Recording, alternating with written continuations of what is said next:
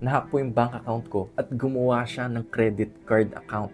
Ano pong pwede kong gawin? Okay guys, this is Attorney Eman. Ipapag-usapan natin yung mga cases ng credit card fraud or other financial crimes. Initially, ang kailangan natin tingnan dito is, paano ba nangyari yung crime? Pwedeng phishing.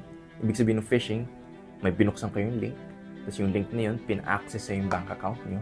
Tapos habang binubuksan nyo yung bank account nyo, binigay nyo yung details, nakikita ng hacker kung ano yung details na meron kayo, such as the username and the password. So, mabubuksan nila yung bank account mo. So, first, dun sa bank account, kailangan nating mag-coordinate tayo sa banko para i-deactivate yung account nyo.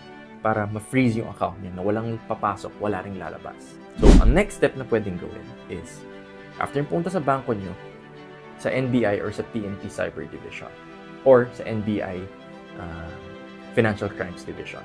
Because sila yung merong technology na legally na pwedeng kunin yung mga access, yung mga devices na to, yung mga information na to online. And pag nahuli nyo to, and hopefully mahuli nyo, pwedeng silang kasuhan for RA 8484 or Access Device Law as amended. Ang Access Device Law, ito yung pumapasok yung mga cases ng hacking ng credit card or bank accounts. Kasi dito, mayroong fraudulent act na ginamit yung isang tao para makuha yung mga pera ng mga tao sa loob ng bank account nila. Okay guys, so tandaan nyo, huwag kayong basta-basta magbubukas ng mga link or mga promo code or kahit ano man dyan sa internet with respect to your bank. Because pera nyo to, pinaghirapan nyo to. So bago nyo i-click yung link na yun, sabihin nanalo daw kayo ng promo or any raffle, confirm nyo muna sa banko.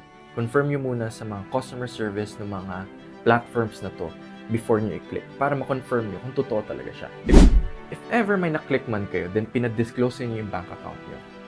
Wag nyo i-disclose yung bank account nyo. Wag nyo i-provide doon yung username nyo and yung password nyo because most likely than not, fraudulent yun or hacker yung nagbigay ng link na yun. Considering, holiday pa naman ngayon, ayaw natin itapon yung mga pinagharapan natin na pera for the entire year. At mas mabuti na kung binilhan natin ng gift yung mga pamilya natin. Tandaan nyo lang, always be safe, always be cautious. Lagi, okay lang maging anxious, basta hindi kayo mauubusan ng pera. Hey guys, this is Attorney Eman and you're emancipated.